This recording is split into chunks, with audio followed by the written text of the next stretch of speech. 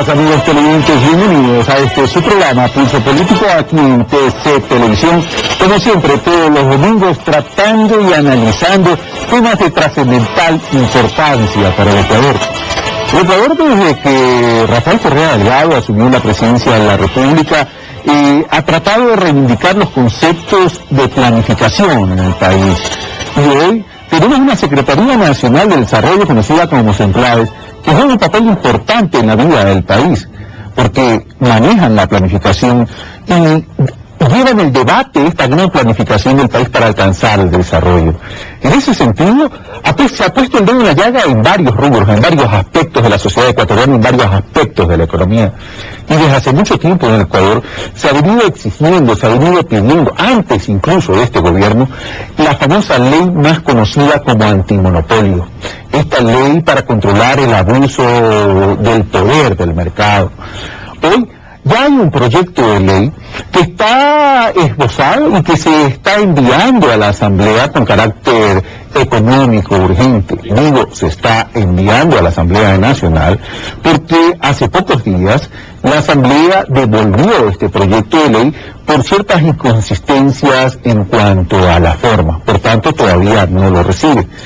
Al momento de grabar este programa es viernes 26 de agosto, dudo que el día de hoy ese proyecto sea regresado a la Asamblea, pero en todo caso en este pulso político vamos a hablar y analizar y a tratar sobre la conveniencia de esa ley antimonopolio, cuáles podrían ser los efectos positivos y cuáles también podrían ser ciertos riesgos de esta ley o ciertos excesos de esta ley. Para aquello hemos invitado a participar en este pulso político a Henry Kronfle, presidente de la Cámara Industriales de Guayaquil, al señor viceministro coordinador de la producción, Mauricio Peña, al economista Juan Ponce de la Flaxo y a uno de los proponentes de esta ley, al subsecretario general de las CENPLADES, Diego Martínez. Señores, muchas gracias por haber aceptado esta invitación. Bienvenidos a Pulso Político en este domingo de debate, de análisis, de desayuno con análisis de debate. Y los invito a que veamos un reportaje introductorio que nos ha preparado Carlos Andrés Núñez. Según el gobierno, el censo económico del 2010 permitió que luego de 30 años nuestro país cuente con datos específicos sobre este ámbito. Algunas cifras obtenidas han permitido determinar que existe desigualdad en algunos sectores.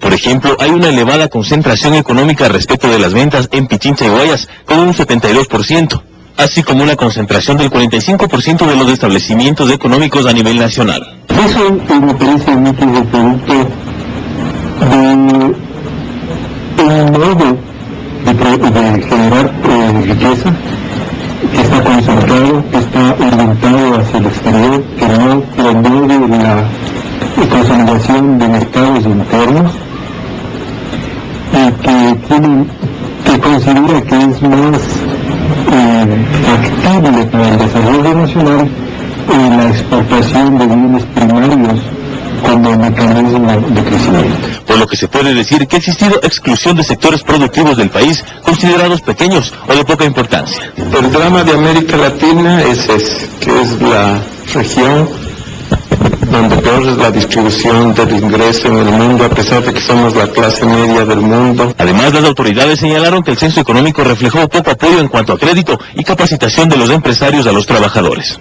Y si es que nosotros no hacemos una inversión fuerte en investigación, en desarrollo, si es que no hacemos una inversión fuerte en formación del talento humano en el sector empresarial, jamás podremos salir de su desarrollo con economía.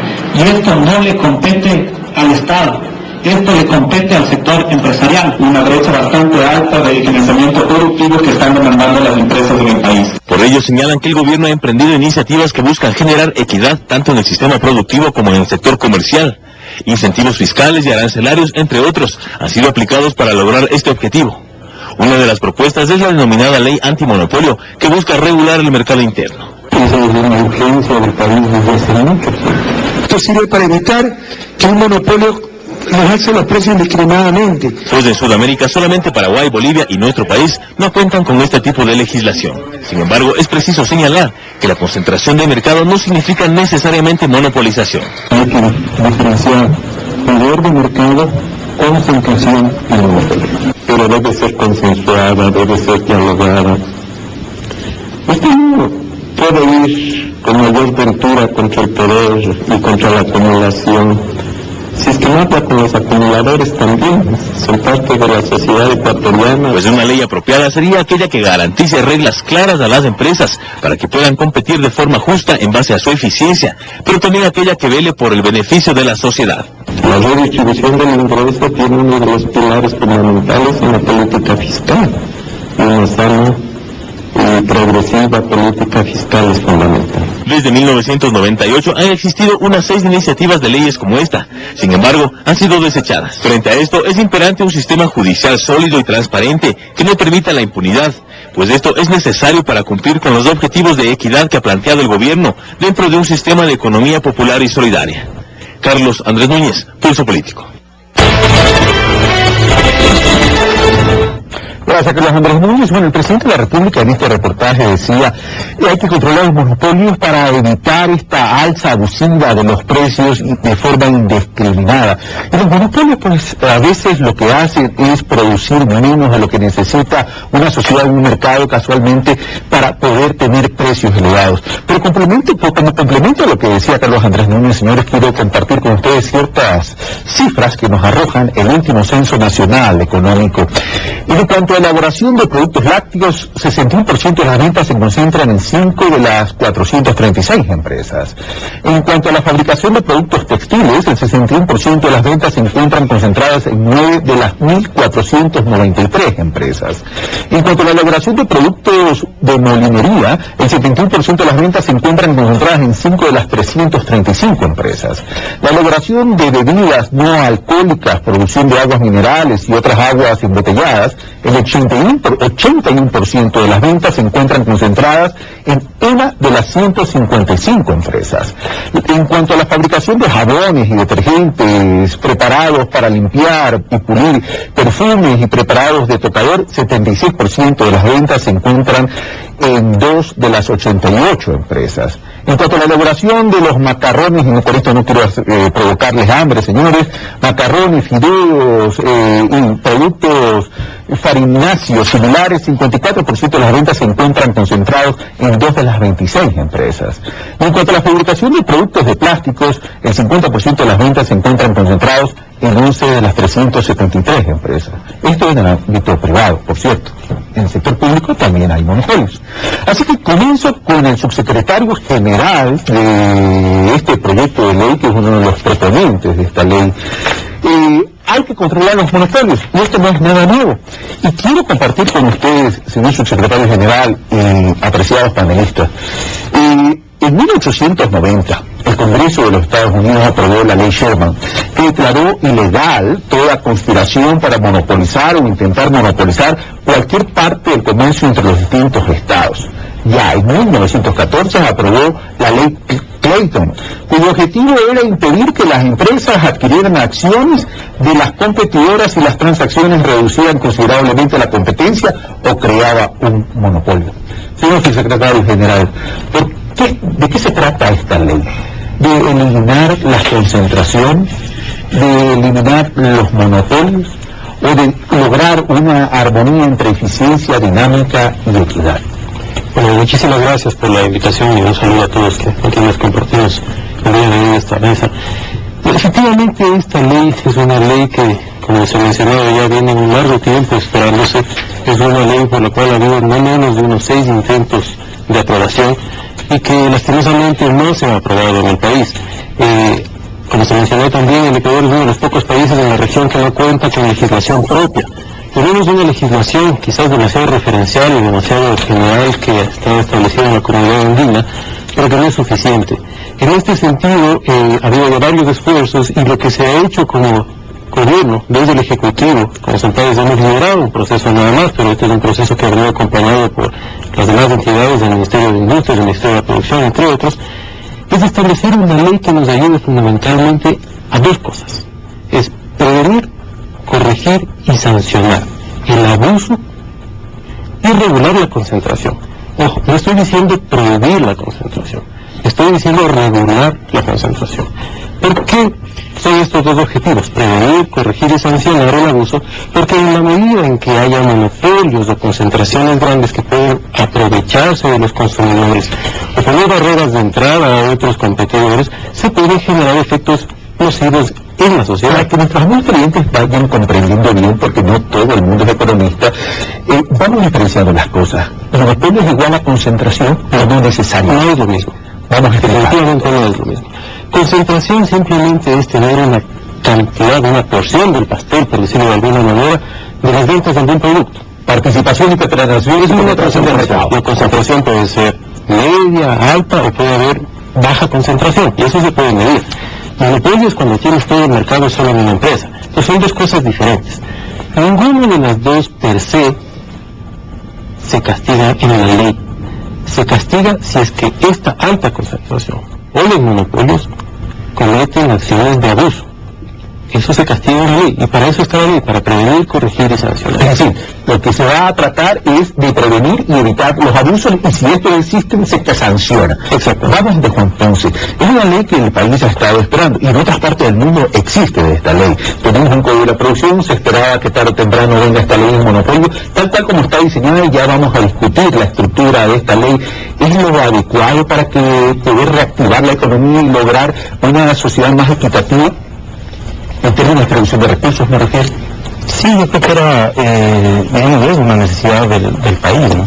Como vimos en el reportaje, el Ecuador es uno de los pocos países de la región que no cuenta con una ley antimonopolios. Y en ese sentido es una necesidad. Yo creo que es algo que la sociedad ecuatoriana lo ha venido discutiendo y se ha venido postergando injustificadamente. Detrás de esto ha habido muchos intereses, juegos de poder, juegos de intereses, y de alguna forma no se ha logrado tener una ley. En ese sentido yo felicito al Ejecutivo, el que, más vale tarde que nunca, pero por lo menos tenemos un proyecto de ley y tenemos como algo para empezar la discusión. No es perfecto, tengo yo muchas observaciones, creo que ya vamos a ir a esas observaciones en la segunda ronda. Pero en principio, totalmente de acuerdo, creo que es una necesidad del país. Ok. Según el ministro de la Producción, ¿cuánto va a beneficiar esta ley a la producción? Y si beneficia a la producción, beneficia a la generación de empleo, a la disminución del desempleo, del subempleo, a la creación de empleo pleno y a la disminución de la pobreza. Bueno, buenos días, muchas gracias por la invitación. En la ley de control de mercados es una necesidad que ha estado, ha tenido un vacío en el país. Y es una necesidad porque requerimos urgentemente tener un marco jurídico institucional que nos permita, por un lado, proteger al consumidor.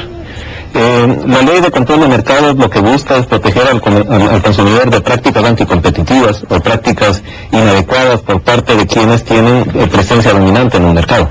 Como decía Diego muy bien, el subsecretario general de Centrales, no es una ley que se orienta a eliminar concentración y a eliminar monopolios. En nuestras sociedades pequeñas, digamos, la existencia de oligopolios, de la existencia de altas concentraciones en los distintos sectores es bastante difícil de evitar, por lo menos en forma inmediata. Ojalá en un proceso vayamos democratizando más la producción en nuestro país, pero es indispensable de lograr que el consumidor sea protegido, digamos, frente a prácticas inadecuadas. Y prácticas inadecuadas como, ¿cuáles, por ejemplo? Yo digo, el hecho de que uno compra un automóvil y la casa comercial que le vende el automóvil, para darle la garantía, le obliga a instalar una alarma por parte de una empresa X, y no le permiten al consumidor o al adquiriente de este vehículo, adquirir esta alarma en cualquier sitio, en cualquier empresa, o un seguro en cualquier empresa. Entonces hay prácticas que en automóviles, por ejemplo, dicen, si usted no me compra a mí el seguro, yo pierdo la garantía. Estas son prácticas que afectan al consumidor. Pero hay otras prácticas que afectan a los competidores, digamos. Entonces, empresas que tienen alto poder de dominio en el mercado, tienen prácticas en manejo de precios, bajan los precios por debajo de los costos, o se ponen de acuerdo entre varias empresas en fijar precios. Todas estas prácticas busca la ley de control de mercados, evitar que se produzcan, y si se producen, sancionarlas, porque afectan al consumidor. Y también la ley de mercado, la ley de control de mercados, lo que busca es elevar la eficiencia económica en el país, porque digamos, si es que son prácticas competitivas las que ejerce una empresa, no importa su presencia en el mercado, estas prácticas competitivas ayudan a mejorar la eficiencia. Viceministro, que recuerde, como representante del sector privado, como representante del sector industrial, en este caso, esta es una ley que evidentemente los va a regular a ustedes mucho más que al sector público, inclusive. Es correcto, muchas gracias por la invitación y un saludo a todos los panelistas. A ver, en primer lugar, el sector privado no ha sido consultado, siendo el sector que va a ser regulado por la ley, no ha sido consultado en la ley. Es decir, nosotros no hemos recibido la socialización que está establecida inclusive dentro de la Constitución, porque la Constitución es garantista respecto a la participación de la ciudadanía en las políticas públicas, y no hemos tenido, digamos, esa socialización de la ley, porque los únicos foros que se hicieron el 8, 9 y 10 de agosto con el Ministerio de Industria y Producción fueron lineamientos generales. Nunca obtuvimos un borrador de ley previo a que se envíe a la Asamblea Nacional, y claro, como se envió con carácter especial y ya no hay leyes preceptuales, el Consejo Administrativo Legislativo lo devuelve al Ejecutivo, y eso nos permite ganar un poco más de tiempo.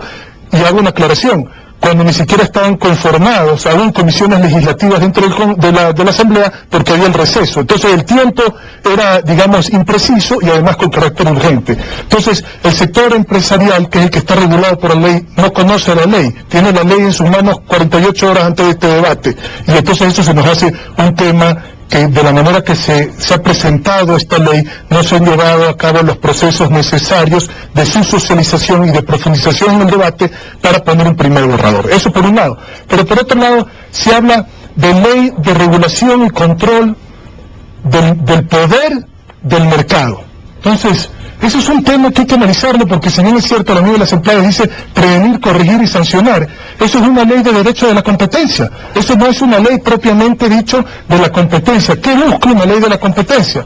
Nosotros como sector privado siempre debatimos que una ley debe proporcionar un marco regulatorio eficiente y unas buenas prácticas del mercado. Eso como primer punto. Segundo, incentivar la creación de una economía de mercado, algo que ha venido haciendo la ministra Natalia Saely con el Código Orgánico de la Producción, capaz de desarrollar competencia por sí misma en el mercado nacional y en los mercados internacionales. Gente, que perdone una precisión en ese sentido, ¿creen entonces que este proyecto de ley un poco se aleja de la intención de desarrollar esa política o esa economía de mercado? Es que los criterios inclusive de la Comisión de las Naciones Unidas para el Comercio y el Desarrollo son otros, no son los criterios que están plasmados en la ley.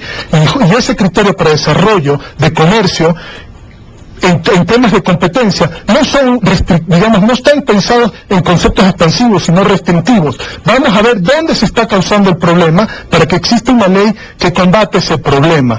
Más el tema de fondo, que es, ¿cuál es el tema de fondo? Si nos ponemos a pensar, es que el individuo en la sociedad recibe un producto a un precio justo, de una buena calidad, a un precio competitivo. Eso es lo de fondo de todo este tema, y que no existen abusos por parte del suplidor. Entonces, ese tema de fondo está contemplado tal cual en la ley. Eso amerita un análisis más profundo, porque vamos a ver que la ley no está compitiendo en términos económicos. Vamos entonces a los proponentes de ley. Hay dos temas. Un tema no fue socializado y el otro tema no está de acuerdo al espíritu de lo que dice Henry Krufle, este proyecto de ley no estaría en relación al espíritu de lo que se debe buscar en términos de proteger al consumidor a buenos precios, a servicios de buena calidad. Yo creo que ahí es necesario hacer dos puntualizaciones. La primera, el proceso de socialización de la ley ha empezado efectivamente desde aproximadamente hace un par de semanas. De hecho, yo sí quisiera resaltar un aspecto importante. Esta ley se venía preparando desde el Ejecutivo desde antes, en concreto desde el Ministerio de Industrias. Y el Ministerio de Industrias hizo un proceso de puesto en conocimiento de los contenidos del proyecto de aquel entonces. Partamos de otro hecho adicional también. En estos temas de control de mercados, control de competencia y todo lo demás, o de pro-competencia como se califica, aquí hay muchas cosas que son comunes en la legislación internacional. Y por lo tanto lo que nosotros hemos hecho es recoger muchas de las cosas que son ya desarrollos teóricos, legales, prácticos de la legislación. Así que aquí las cosas que se van a encontrar no son cosas nuevas o inventadas por el Ejecutivo, bajo ningún punto de vista. Yo sí creo que es importante tener en cuenta que esta ley ha sido enviada a la Asamblea, iniciará su proceso de discusión en la Asamblea tiene sus espacios propiamente establecidos y que los maneja directamente la Asamblea para lo que son aspectos de discusión y mayores aportes de la ley, para los cuales hay el espacio establecido en la propia Asamblea. Cuando se pide carácter económico urgente, como que no hay ese espacio. Hay ese espacio, me refiero.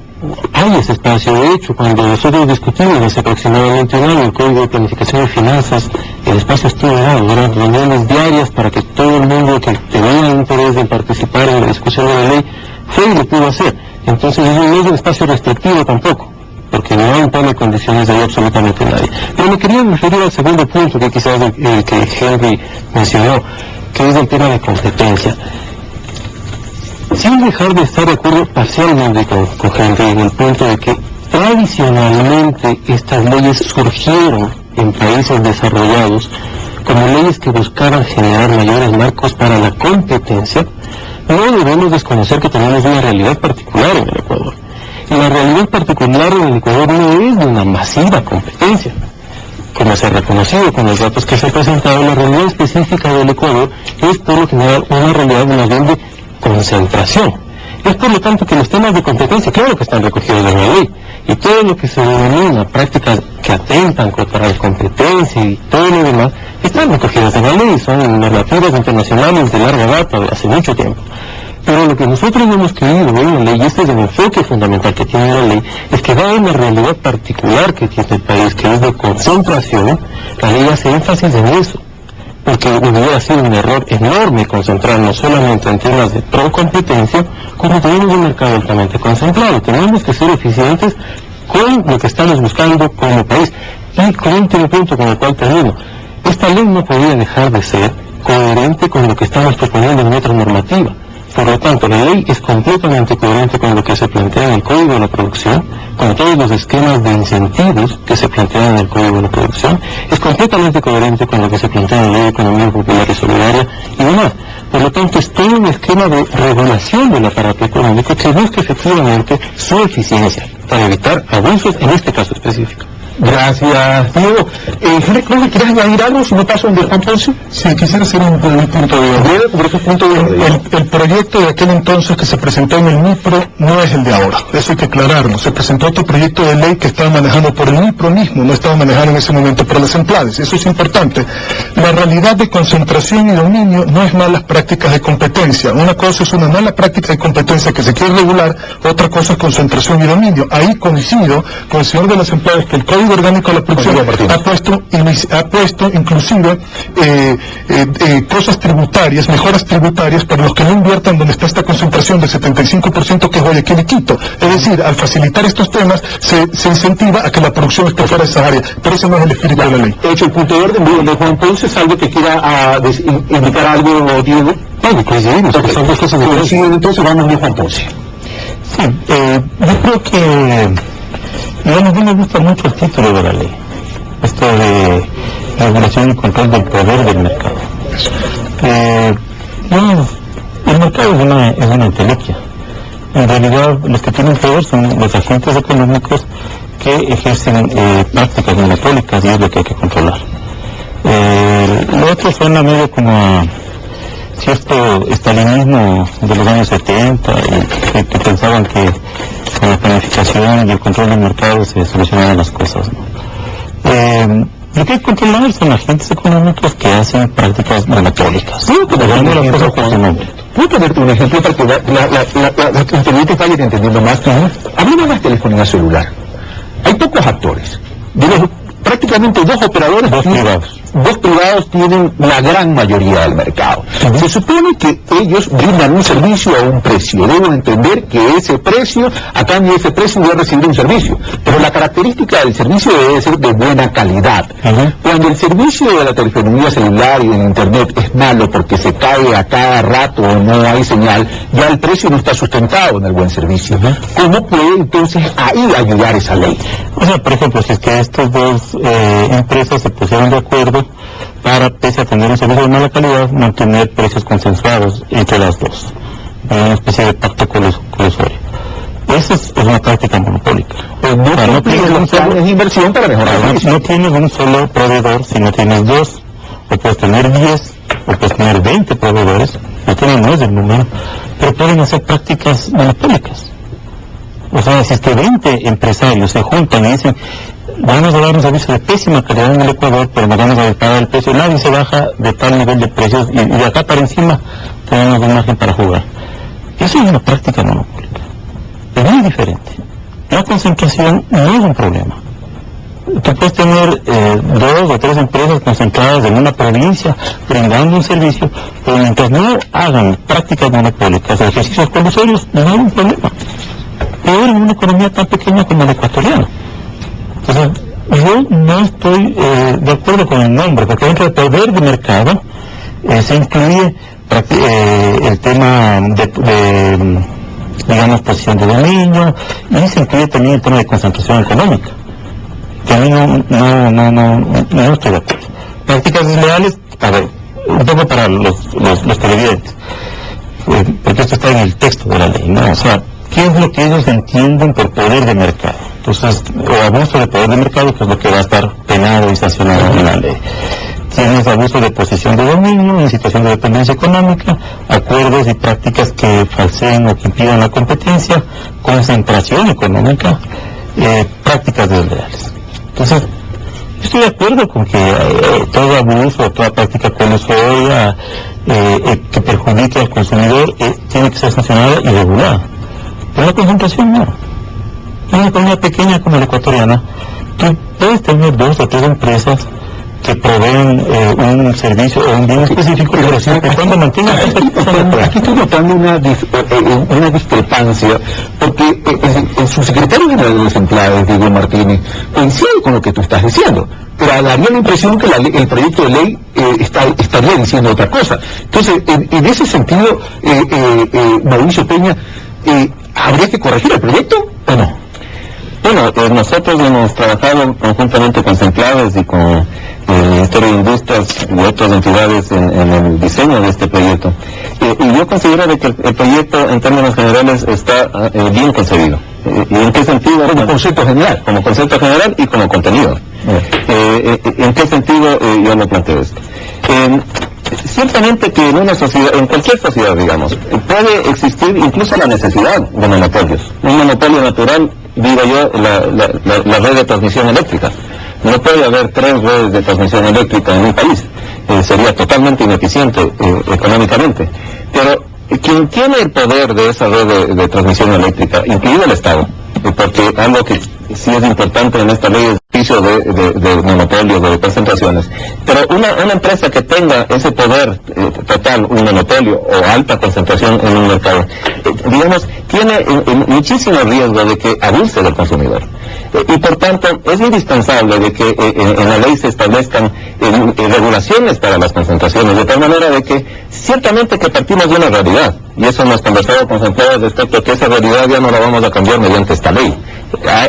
Tenemos una estructura económica de alta concentración en sociedades, como ha dicho Juan, como la nuestra, seguramente esto es a veces hasta necesario económicamente, pero lo que busca la ley es evitar que estas concentraciones abusen, digamos, de la competencia y abusen del consumidor. Y por esto estamos estableciendo en la ley la necesidad de que exista autorización previa cuando existe, digamos, una fusión, por ejemplo, de empresas que fusionándose pasan de tener un poder dominante en el mercado a tener un poder prácticamente monopólico en el mercado. Es decir, si es que 2 empresas se fusionan y tienen el poder total del mercado, es evidente que la sociedad y el Estado tienen que tener regulación sobre eso. Okay. ¿Cuánto es esto que está pidiendo Punto Verde? No, es una pregunta, digamos, un poco para explicar a los televidentes, ¿no? La ley sanciona la concentración cuando la unión de empresas supera el 20% del mercado relevante. Digamos, eso está en la ley. Hay que pedir autorización y a la superintendencia de control de poder de mercado y etcétera, y hay un problema. Entonces, mi inquietud es, ¿de dónde sale ese 20%? ¿Por qué no el 25? ¿O el 50? ¿O el 10? ¿Hubo algún estudio técnico? ¿Hay algún fundamento técnico que haya fijado la vara en este 20%? Un punto de orden con relación a lo que dijo Selma de Diego Martínez y paso a solo para aclarar un punto. La ley no sanciona la concentración. La ley establece un proceso de notificación previo a que se realice la concentración para que sea autorizada.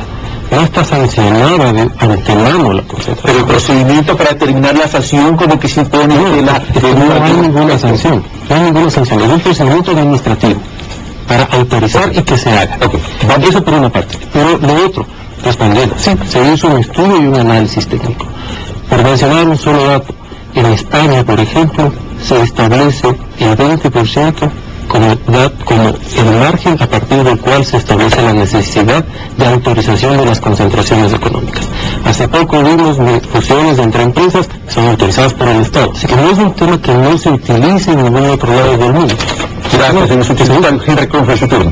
Sí, voy a tratar de ser breve para plasmar un concepto porque estamos hablando de formas y no de fondo. Y lo importante en la ley es el fondo de la ley. Más allá que si es 20%, como dice Juan Ponce, que estoy de acuerdo con él, no hay argumentos técnicos para debatir eso. Lo que sí hay que ver es el tema del fondo de la ley. Primero, posición de dominio. Quiere decir que eso puede ser consecuencia de la empresa que ha hecho bien el trabajo durante los años, ha ganado más captación de mercado, vende mejor eficientemente sus productos, etcétera. Eso se castiga o se premia. Entonces la ley no tiene que reflejar en absolutamente nada la posición de dominio o el poder de mercado que pueda tener una compañía, sino la mala práctica comercial de la compañía afectando a los consumidores. Eso por una parte. Porque entonces se vería desmerecida también la inversión que ha hecho esa compañía para captar más mercado durante los años. Es decir, la historia de la compañía ya no cuenta, se refunda hoy. Eso no puede ser. Eso por un lado. Por otro lado, hay sectores estratégicos que están regulados y otros no. Usted muy bien puso el ejemplo, Carlos, del sector de telecomunicaciones. El sector de telecomunicaciones tiene 2 operadores privados y un operador público. ¿Cuál es el resultado de que haya competencia en un sector estratégico como el de telecomunicaciones? 5 a 7 centavos de dólar el minuto, uno de los más bajos de América Latina. ¿Por qué la ley, que yo estoy de acuerdo, no puede ser en la transmisión, en el sector estratégico de la transmisión? Imagínense que el tendido eléctrico de Quito, de Guayaquil, hayan 5 redes de tendido eléctrico, diríamos con cable.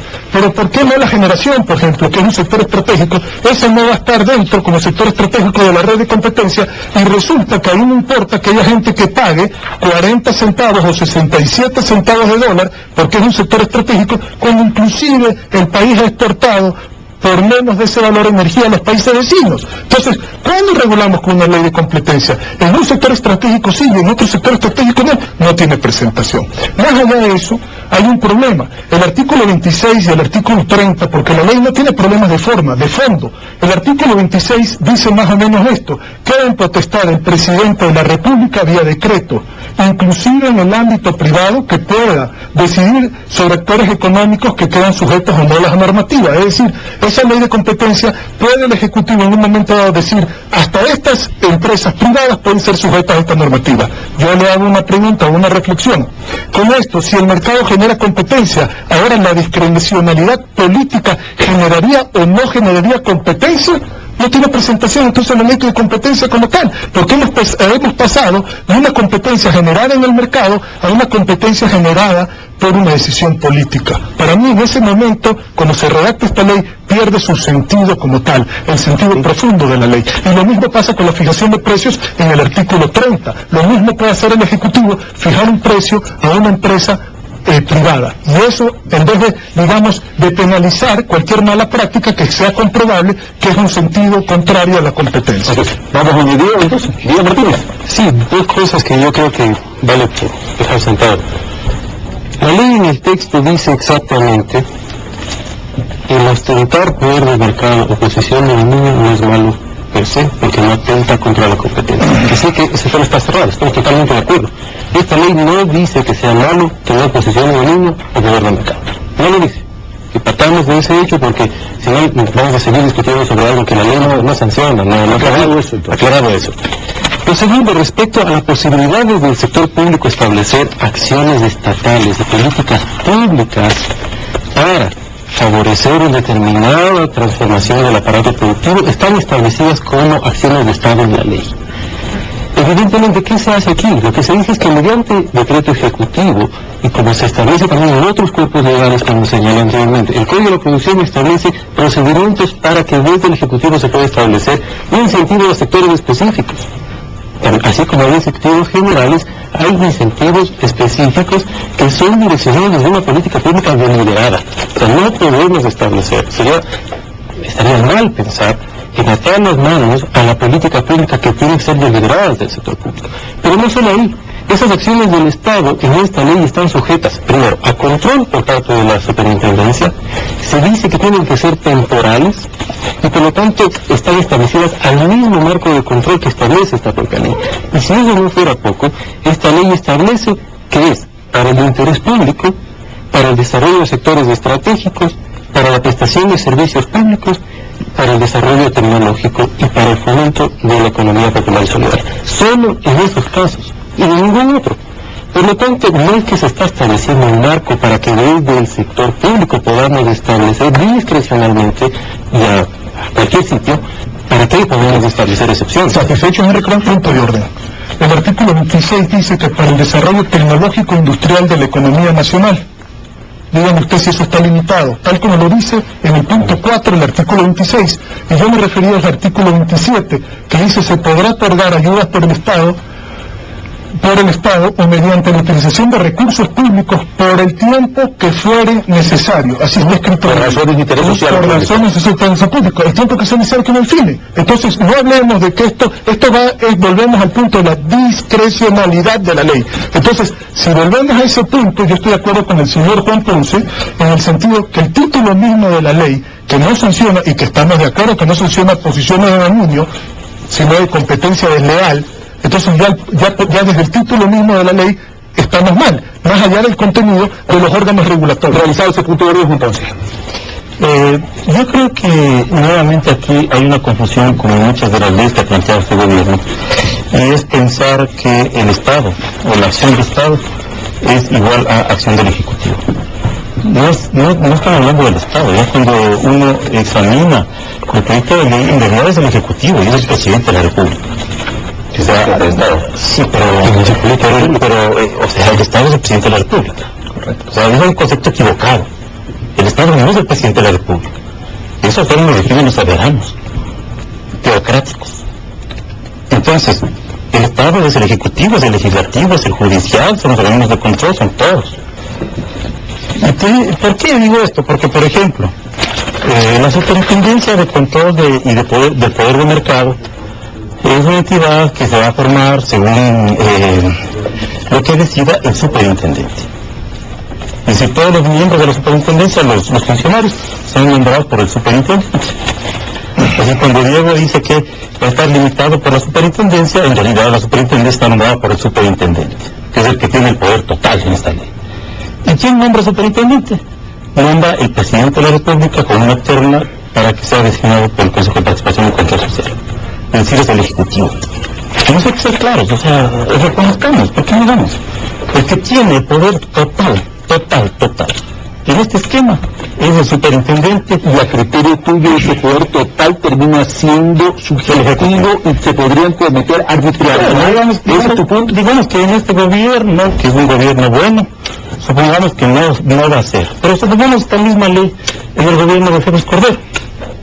Félix Cordero nombraba al superintendente de control de poder del mercado y a ver cómo funcionaba pues el sistema. Mauricio Peña. ahí hay un cuestionamiento a ese aspecto de la ley. Primero, yo quisiera que quede efectivamente saldada la discusión respecto a que esta ley no busca prohibir. No, ya se ya quedó aclarado. No, pero yo sí quisiera que quede absolutamente claro. Sí, reafirmar el hecho de que esta ley no busca impedir la existencia de concentración, ni de oligopolios, ni de monopolios. Lo que busca es evitar abuso de esas concentraciones, en primer lugar. En segundo lugar, es evidente que una ley tiene que dejar un espacio para el ejercicio de la política pública. Cuando Henry plantea el hecho de que la ley le plantea al presidente de la República su capacidad para establecer ayudas públicas, está planteando de que, por ejemplo, los incentivos planteados en el Código de la Producción, que son ayudas públicas, tienen que ser respetadas de alguna manera, digamos en este marco jurídico. No se trata de que el presidente de la República va a tener la capacidad de eliminar en la práctica la normativa o de discrecionalmente establecer regulaciones o sanciones en contra de unos y de otros. Se trata de que tenemos que construir institucionalidad. La forma de designación del superintendente es una forma de designación. Vayan a ver ustedes en Estados Unidos quién designa a la autoridad de competencia, es el presidente de la República. Así se designa, pero se construye institucionalidad, y la ley establece, el proyecto de ley establece la necesidad de construir institucionalidad. Las precisiones, Mauricio, pero independientemente de que en otros países es el propio presidente quien designa a estas autoridades, control, etcétera, etcétera, el tema pasa es porque de pronto hay ciertos mensajes que llegan y que ponen inquieto al sector. El abogado Eduardo Carminiani, en su artículo de Diario Expreso del jueves 25 de agosto de este año, menciona y hace ciertos cuestionamientos a la ley, y dice algo, y hay peores situaciones o aspectos de la ley que pueden ser, que pueden agravar esto. Dice, los actos administrativos determinados por la supremacía y control del poder del mercado no podrán ser susceptibles de acción de protección, artículo 66, como si la Constitución, artículo 88, no permitiese usar ese recurso contra cualquier acto de autoridades administrativas que viole derechos constitucionales. Y segundo, una no disimulada e intolerable, estoy citando a Eduardo Carminiani, subordinación de los jueces, y cuando se establece como infracción grave, penada con multa de 500.000 a 10 millones de dólares, que se toman decisiones que impidan la aplicación de las resoluciones del superintendente, artículo 76, literal F, y artículo 77. Digamos, el tema del recurso de protección, ¿no? que está vigente en nuestro país. Es un mecanismo perverso, a nuestro modo de ver, que, puede paralizar la acción de un gobierno. ¿A qué me refiero con esto? No puede ser que mediante el recurso de protección se pare una decisión del Consejo de Comercio Exterior en materia arancelaria, porque el supuesto afectado, un importador, dice que está siendo afectado por una política arancelaria porque le subieron los aranceles. ¿Una ley no puede irse en contra de la Constitución? No, lo que yo digo es de que es necesario establecer mecanismos que impidan paralizar la acción del Estado en términos generales. Y una medida que se está utilizando en forma recurrente y absolutamente inadecuada en este momento es los recursos de protección, que lo que en gran medida podrían generar es paralización en la acción pública. Es decir, todas las decisiones de un gobierno son, respondidas con protección. Gracias, pero hay que reformar la Constitución, porque la Constitución establece, como tú citaste en la referencia, en el artículo 88, el recurso o la acción de protección. Y la ley expresamente tiene un artículo en el cual prohíbe la acción de protección. Es inconstitucional. Henry Croft.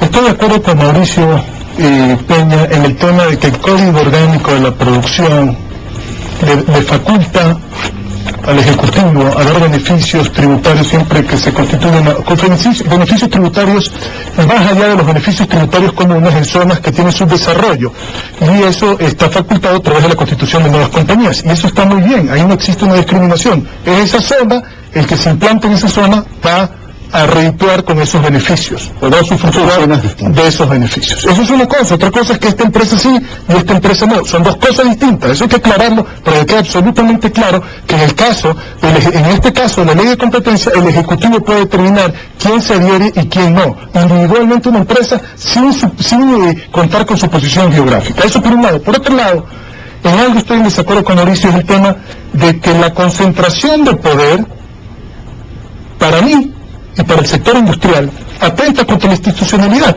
Y en esta ley hay una concentración de poder, como lo dijo el amigo Juan Ponce. ¿En qué sentido? Hay que ser tácitos en esto para que la gente lo entienda. La Junta, aquí hay dos organismos. Hay la Junta de Regulación, que tendrá amplias potestades normativas, prácticamente de interpretación legal, y se conformará un reglamento general, es decir, vía decreto ejecutivo, es decir, controlada por el Ejecutivo, hablamos claro. Por otro lado, está la superintendencia del poder de mercado. Esta superintendencia es una terna, como lo dijo don Juan, es una terna enviada también por el Poder Ejecutivo.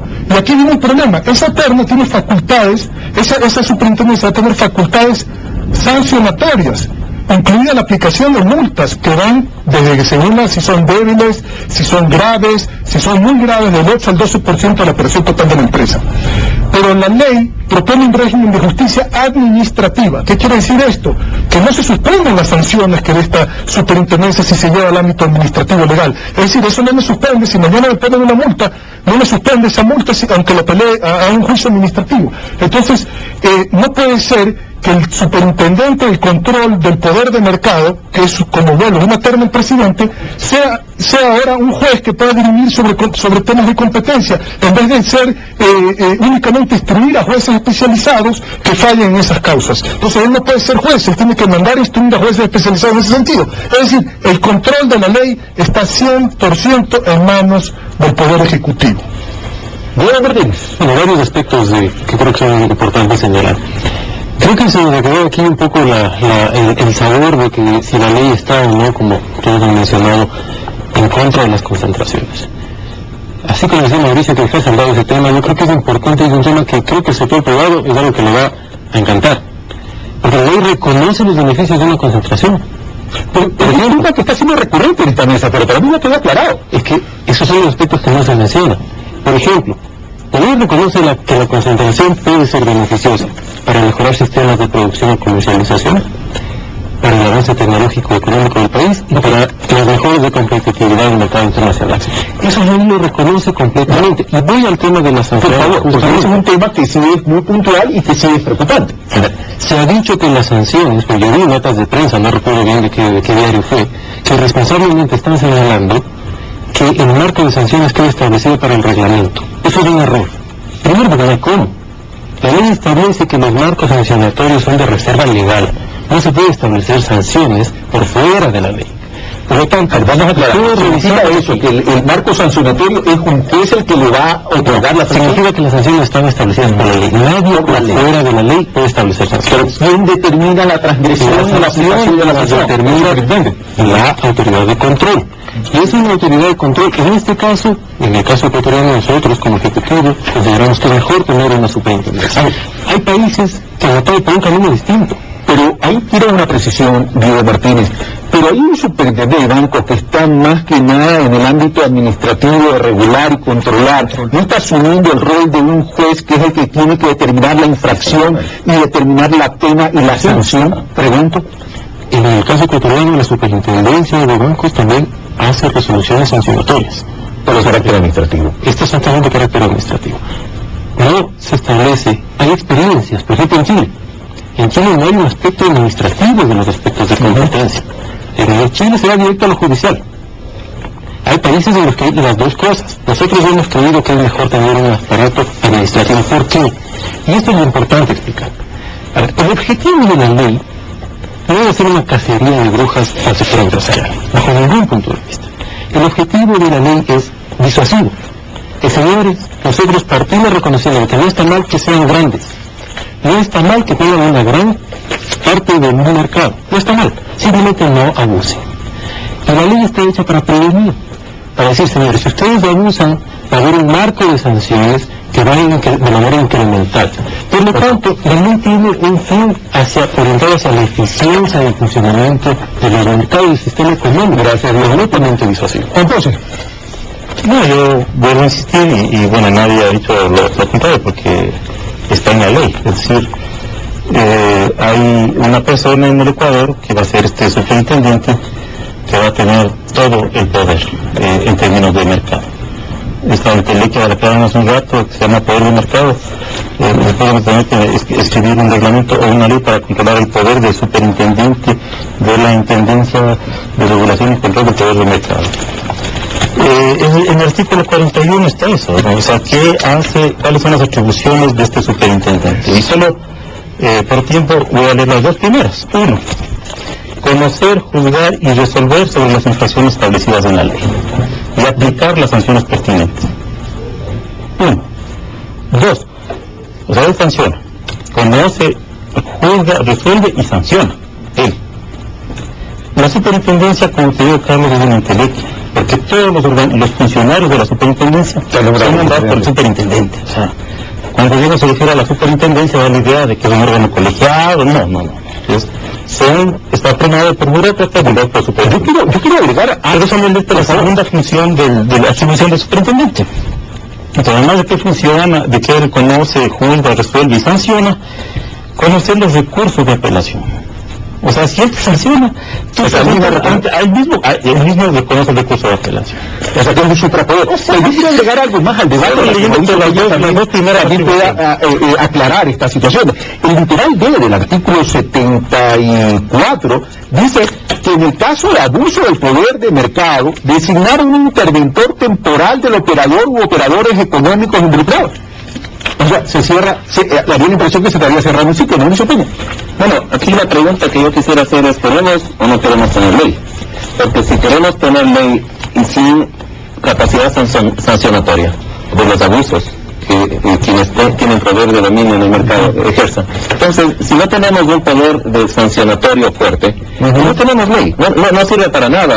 ¿Podría replantear la inquietud? Claro. El tema no se trata de no tener sanciones, el tema se trata de quién designa o determina la sanción. Bueno, esto no es nuevo en el país. En la superintendencia de compañías, sanciona. Cuando hay, digamos, violación de la ley de compañías, quien ejerce una intervención en una compañía, ¿quién es? La superintendente de compañías. Cuando el sistema financiero infringe la ley, ¿quién sanciona? La superintendencia de bancos. De la misma manera estamos planteando, cuando se abusa contra los consumidores, en este momento tenemos la Subsecretaría de Defensa del Consumidor, que tiene poder sancionatorio, pero lo hace en base a una investigación y la ley determina con absoluta claridad el hecho de que no es el superintendente con poder omnímodo que va a decir porque a mí me parece sanciono. Tiene que hacer un proceso y se establece con absoluta claridad un procedimiento técnico de investigación, de sanciones, de apelaciones, y por último, si es que alguien se siente afectado, puede acudir a la justicia. Ahora, y si un superintendente abusa de ese poder, evidentemente también él ya desde el punto de vista personal es responsable ante la ley. Planteo esa inquietud, Henry Clofle. A ver, por supuesto que sí, pero aquí volvemos a temas de conceptos, por eso quiero regresar a los conceptos. ¿Queremos tener una ley? Queremos tener una ley, no esta ley. Que la ley no está hecha con el ánimo ni de perseguir, ni de discriminar, entonces cambiemos el texto, porque el texto no plasma ese ánimo. Entonces aquí tenemos dos errores. 1, si queremos tener una ley, sí, pero no esta ley. 2, si la ley no está con objetos de persecución, ni discriminatorios, ni se va a haber abuso de poder, entonces no puede llevar este texto, porque el texto no es congruente con ese pensamiento. Entonces la persona que hizo esta ley, con ese pensamiento, no sé cómo escribió este texto. Ok, déjame preguntarte, ¿queremos tener una ley? El sector privado y el sector productivo dice sí. La ley debe establecer sanciones, dice sí. ¿Quién debe establecer esas sanciones? Ahí está la discrepancia. No solamente quién debe establecer esas sanciones, que las sanciones no pueden ser para unos sí, para otros no. No puede ser por decreto ejecutivo, una empresa sí estar dentro de la ley y otra no. No pueden ser empresas solamente públicas. Mauricio Peña, vamos al punto de Mauricio Peña, me quedan 6 minutos. Para afirmar lo que está afirmando Henry, no es correcto, y con todo el respeto a Henry que digo, eso lo dice la ley. La ley dice que por excepción el presidente de la República, mediante decreto ejecutivo, puede excepcionar un sector. ¿Cuándo? Cuando hay una catástrofe, cuando hay una crisis internacional, cuando las razones, digamos, de eficiencia económica de un país lo requiere. Pero el presidente de la República tiene que hacerlo sustentado, y el superintendente tiene que observar, digamos, esa excepcionalidad. Incluso se establece en la ley que el superintendente observa esa excepcionalidad que establece el presidente de la República. Entonces, yo sí quiero establecer con absoluta claridad que no es cierto que la ley establece discrecionalidad para el presidente. Realizado el punto de vamos a un Martín, abundar sobre el tema de las sanciones. Yo creo que aquí estamos quizás interpretando de una manera errada el tema de las sanciones. Las sanciones se dan solamente después de un proceso de investigación. Si dan un proceso de investigación, la autoridad de investigación no ha podido comprobar que hay un abuso, no puede aplicar ninguna sanción. Esta es una ley que establece un procedimiento administrativo. Señores, como se hace en todos los países, no hay este tipo de leyes. Se investiga, se hace idas y vueltas de que apelo, no, y demuestro que no lo hice, sí lo hice. Solo cuando la autoridad ha establecido que hubo una violación de lo que establece la ley, se puede establecer una sanción. No hay ningún otro caso. Por lo tanto, el superintendente no es que puede salir a la calle y decir, a mí se me ocurre sancionar a este señor, y ya. No es así. Por justicia, tiempo tengo que regresar a mi gente Cronfla, que me interrumpí por los 2 puntos de orden. Sí. Los organismos, tanto que dictan las normas como el control de estas leyes, son ternas del Ejecutivo y dependen directamente del Ejecutivo. Una ley que pretende controlar la competencia cuando hay malas prácticas de venta, de mercado, que se van a afectar a los consumidores, no pueden ser discriminatorias por temas políticos. Terna ejecutivo, ahí tenemos un signo de interrogación. Superintendencia de Banco es terna ejecutivo, Superintendencia de Compañía es terna del Ejecutivo, ahí no hay ninguna novedad.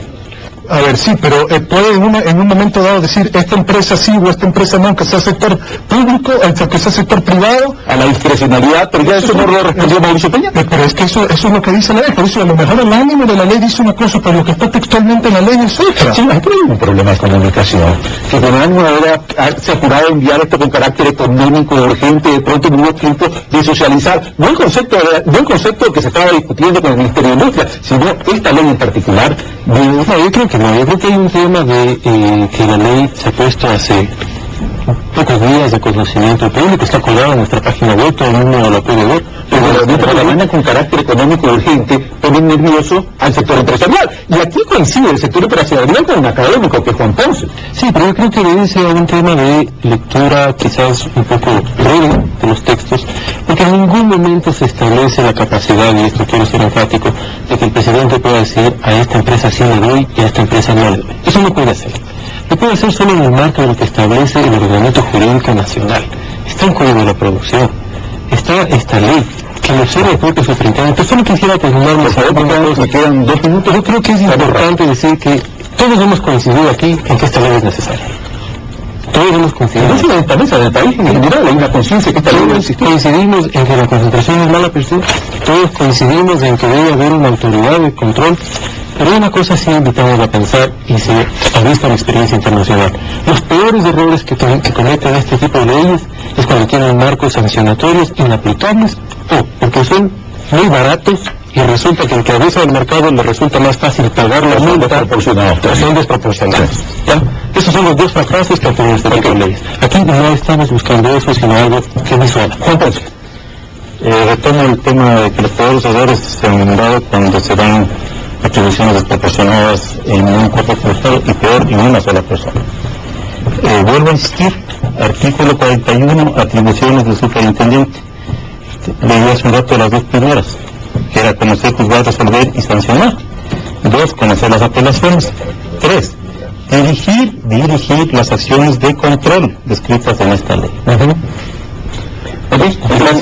Mauricio Peña. Es que es evidente que la problema. ¿Ustedes creen que necesitamos el tipo de Mauricio Peña?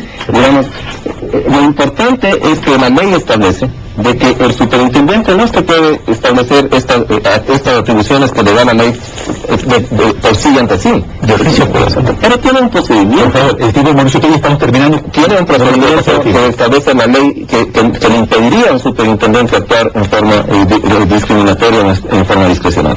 Gracias, Mauricio Peña. Henry Cruz, y terminamos. El sector privado ha leído esta ley con profundidad y no a la ligera. El artículo 26, volviendo a los artículos, será admisible el establecimiento de restricciones a la competencia mediante decreto ejecutivo. Artículo 30, corresponde exclusivamente al Ejecutivo la definición de políticas precios necesarias para beneficio del consumidor popular. Entonces, no, esto no es interpretación, es lo que... Pero eso está vigente, perdón, eso está vigente. Eso es lo que se está discutiendo. Gracias, Henry. Gracias, Mauricio Peña. Gracias, Juan Ponce. Gracias, señor subsecretario general Diego Martínez de las Centrales. Gracias, amigos clientes. Como ustedes ven, que si la ley debe existir no está en discusión, la ley debe existir, lo pide el país, lo ha venido pidiendo desde hace tiempo. ¿Cuál es el contenido? Es lo que se debe debatir. Si esa ley debe ir a la Asamblea con carácter económico urgente, de pronto le quitaría la oportunidad de debatir entre sector empresarial, academia y sector público, cuál debería ser el ideal del contenido. En todo caso, como siempre, amigos clientes, la última conclusión la toman ustedes, los ecuatorianos. Un fuerte abrazo.